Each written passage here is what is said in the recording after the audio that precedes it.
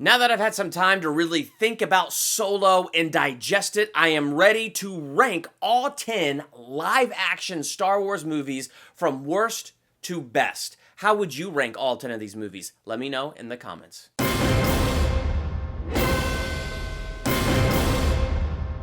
Welcome to Durbania, I'm Durbin, and this is my ranking of all 10 live-action Star Wars movies from worst to best. Isn't it awesome that we actually have 10 Star Wars movies that we could go through and rank and talk about and have conversations about? I think that's just freaking awesome. I love Star Wars. I'm excited for any excuse to talk about Star Wars. So let's talk about Star Wars. How would you rank all these movies? Be sure to let me know in the comments.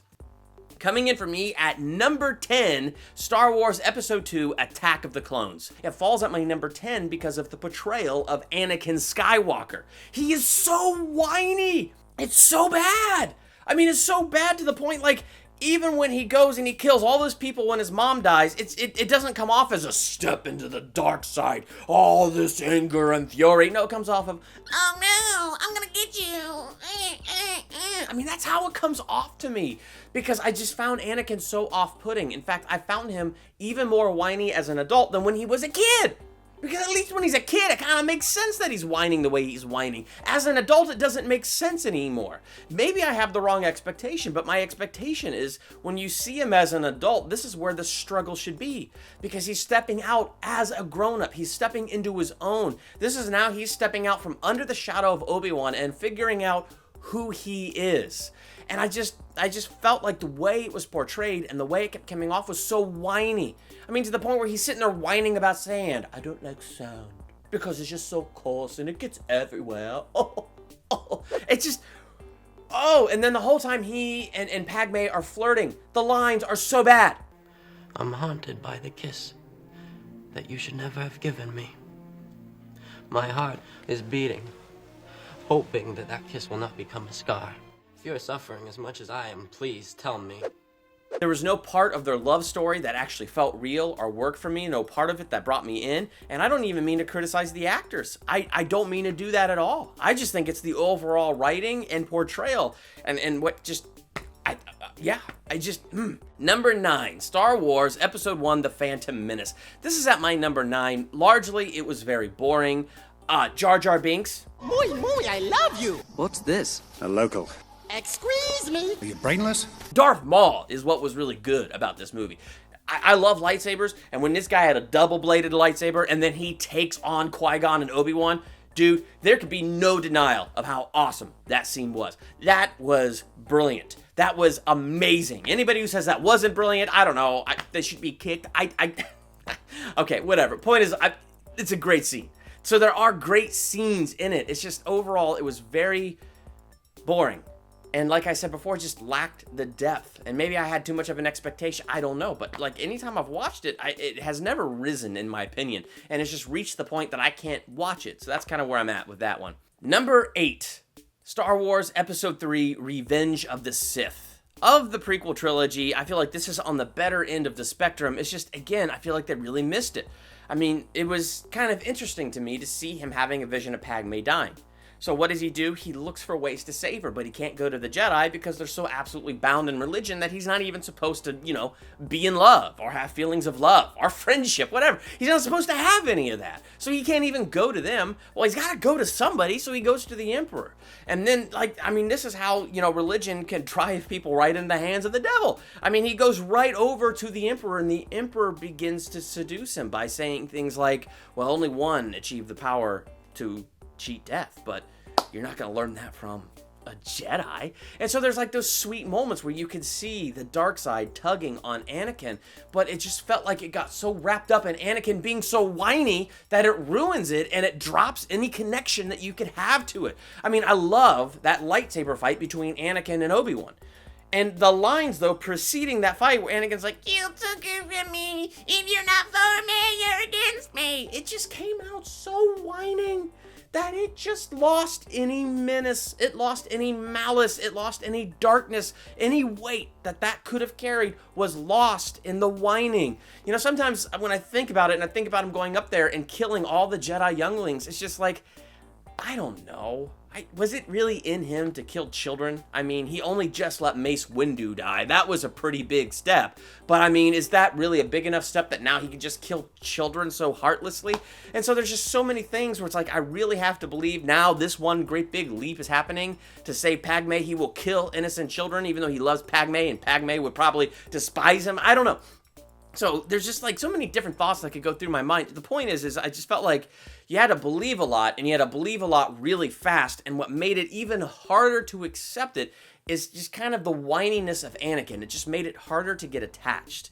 But that's just kind of my views of the prequel trilogy. They don't have to be yours. And if you really like them, awesome. It's not my job to convince you to not like them. If you like them, awesome. Love them. Don't listen to me. But I'm just telling you that's my personal opinion as to where I'm at with the prequel trilogy.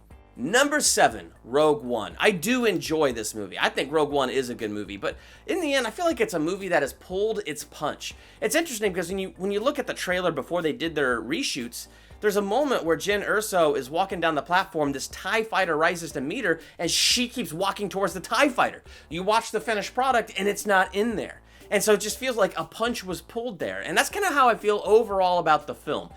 Really, it's a good movie. I like it. My favorite character is Donnie Yen, like 110%. Love that dude. Loved his connection with the Force. Love seeing like somebody that is not a Jedi have that connection to the Force. Now, granted, he had a connection to the Jedi and the Jedi Temple, but it was just cool because he's not really a Jedi. So it's really cool to see this other perspective of the Star Wars universe and to see this dude's connection to the Force. He was the most interesting character, the most bold character. It was really interesting to see, yeah, he can't move things with his mind and things like that, but he could tell when Cassian had this attention to kill. Like, he could tell that. And so like things like that were really interesting to me, the way that he had this relationship with the Force. So Rogue One was just full of cool little moments like that. And K2SO, oh yeah, that's an awesome character. I was actually heartbroken when K2SO died. Jyn and Cassian, again, this is a place where the punches were pulled for me because there was something about them that there was like a lack of chemistry. There was a dynamicness that just wasn't present between the two of them. So whether it was a blossoming romance or a blossoming friendship, whatever it was that was between them, I just wasn't feeling it, and I wasn't pulled in by it, which is sad because they're our main characters. But this just goes back to, did the reshoots have anything to do with that? I don't know, and I'm not going to accuse the reshoots. What we have probably could be the better version of what was going to come out, so I don't know. I'm just saying what the impression I get is some of the punches were pulled. Even so, I like Rogue One. I like its perspective on the Star Wars universe. It's interesting to take a look at it through that perspective, and I liked its build up to episode 4. So like there's a lot of stuff that I really did enjoy. Number 6, Solo, a Star Wars story. This one does come in for me at number 6, close to the middle actually, because that's kind of where I am about this movie. It was nothing epic and it was nothing special.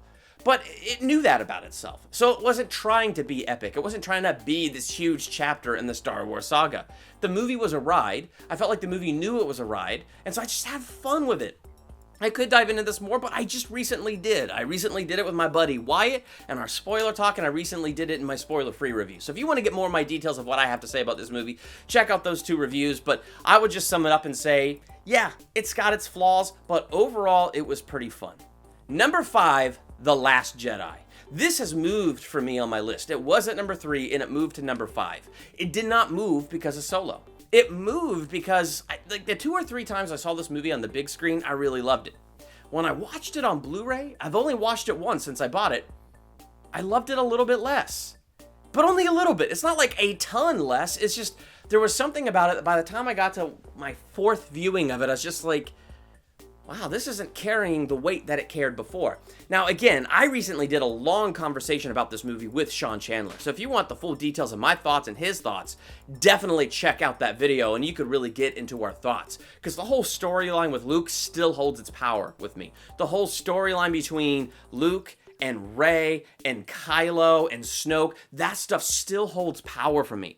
I never really liked the Finn and Rose storyline. I never really liked it. I did like that they all tried to take matters into their own hands, and it was a huge mistake, and it caused more problems than it did good. That was a risk. It was a bold risk. So the intent for that stuff existing, I liked. The storyline I did not like, but I've always felt that way, and I've always said it. So, you know, you could check out other videos and see where I've said that. It's just, the more viewings I have of The Last Jedi, it just seems to carry a little bit less weight, in spite of a lot of the great stuff that I think is really in this film. Number 4, A New Hope. Now we're just barreling into the original trilogy here. I love A New Hope. I think A New Hope is a fantastic film, but when I compare it to like the entire original trilogy, I feel like it's the weakest of the original trilogy. And I don't say that to be controversial or mean, because I love A New Hope. Hear me when I say I love this film.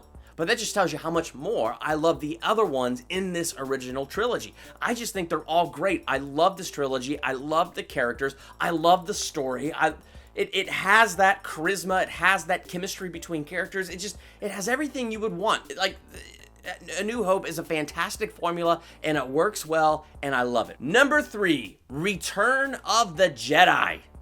This is just so filled with so many great moments. Whenever I think of Return of the Jedi, I love that scene where Vader's like, "Sisters, oh, you have a twin sister. You have betrayed her too, oh." And then they have that huge fight, and the way the musical score swells up as we have that amazing green lightsaber battling the red lightsaber, and he just, I love it. I love moments like that.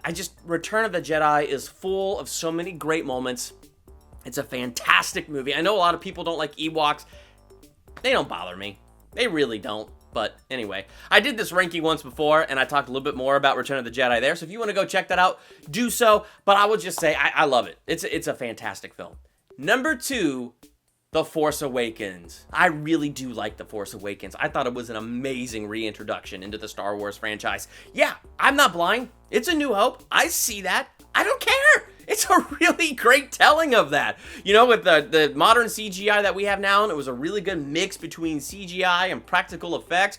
I mean, my gosh, that moment that they find the Millennium Falcon just like right there in that junkyard, it's just chills, man. I mean, the moment, and no matter how many times I saw it in the trailer and then saw it on the big screen, when you have Harrison Ford walking back on the Millennium Falcon, Chewie, we're home. Chewie, we're home. That is just the most awesome scene ever. And then when you have Kylo Ren and the way the lighting plays in the scene where he kills his own father, where, you know, they say earlier in the film, there's still light, there's still hope, because, you know, you have this giant Star Destroyer sucking the light of the star, so as long as there's light, there is hope. And that scene became symbolic here between Harrison Ford and Kylo, where there was light on his face, red on one side, light on the other, but then the light went out, and when it went out, he killed his father. It might be on the nose, but I don't care. I love that kind of stuff, and it just played so well for me. And I love the lightsaber fight between Rey and Kylo. It's just, I don't know. Force Awakens to me was just really good. Great mix of epicness and humor. It was a really good story. I really loved the characters. Great chemistry between the cast. It was just a great reintroduction to the Star Wars franchise. Number 1, Empire Strikes Back. That's just, nothing beats Empire Strikes Back. I just love The Empire Strikes Back. I mean, how could you not? It's The Empire Strikes Back. You watch A New Hope, and it's a great movie. You get into this is the darkest night before the dawn, man. This is where things get worse before they get better. I mean, this is where Han Solo is frozen in carbonite. This is where Luke Skywalker finds out Vader is his father and has his hand cut off. I mean, and we get to meet Lando in this one. I like Lando. I like him even more now that I've seen Solo, but it's still really, I don't know. I've always liked Lando, and he's always a good character. So, like, Empire Strikes Back is full of fantastic characters. I do love the darker storyline.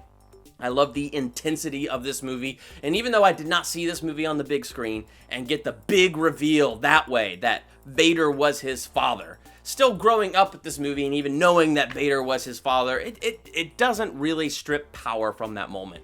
It is a powerful moment where you could just sit there and watch this young man believe that his father was killed by Vader. But really, Vader is his father, and people have been lying to him. And I don't care what Obi-Wan says. I told you the truth from a certain point of view. Shut up. You lied.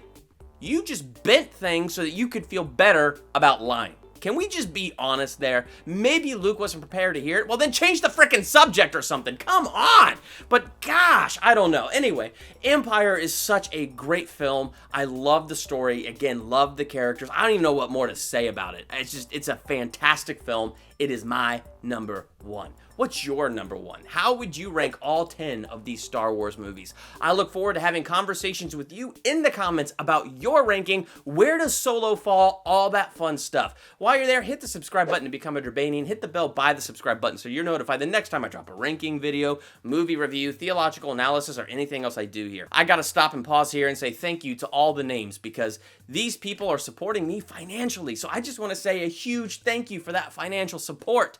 Thank you for supporting me on Patreon. It's just amazing to me that you're supporting me this way. It's a massive encouragement. I love what I do, and it's so encouraging that you care enough about what I do that you are supporting on that level. So I just want to make sure you feel thanked and you know that you're appreciated by me for what you give into this channel. So thank you so much. If you want to support Durbania on my Patreon, the link is down there in my description. There are different rewards for different levels of giving. One level lets you pick a theological analysis for me to do. Another level lets you pick a movie that I've never seen to review, or a movie I've not reviewed on here to review. So you could go through and do all that stuff and check all of that out. So if you would like to support Durbania because you like what you see here, definitely check out that Patreon page. But thank you to all those who are giving. I'm Durbin. Thanks for checking out Durbania.